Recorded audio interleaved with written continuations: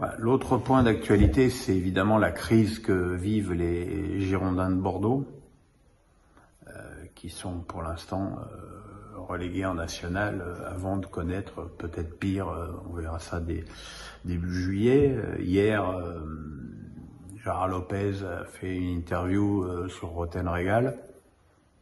Pas été hyper convaincu parce que les difficultés financières de Bordeaux, c'est un petit peu les mêmes qu'il a connues en Formule 1, à Lille, à Moucron, au Portugal. Donc voilà, quoi. Je pense que cet homme a pas un problème de gestion, mais un problème d'appréhension des choses du football et de l'investissement que ça mérite pour peut-être après récolter de l'argent. Je veux dire, arriver pour faire du trading d'entrée, ça n'a pas de sens parce que les joueurs, ils n'ont pas le temps de prouver et puis les clubs, ils sont pas cons. Ils savent qu'il y a des clubs qui sont des supermarchés où il suffit d'arriver avec le caddie et de se servir.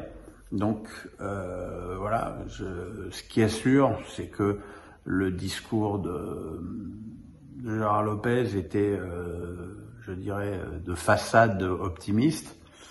Mais dans les faits, il promet rien à personne et c'est quand même très très inquiétant de voir que peut-être que un club historique du football français va être rayé de la carte et repartir très très bas comme Bastia et Strasbourg ont pu le faire ces dernières années, même si on s'aperçoit que les deux clubs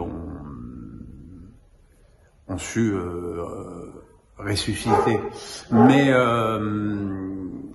voilà, je trouve ça extrêmement triste et puis surtout extrêmement prévisible parce que la déchéance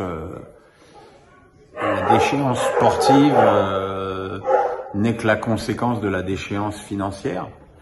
Donc voilà, maintenant il faut espérer, excusez-moi, maman rentre à la maison.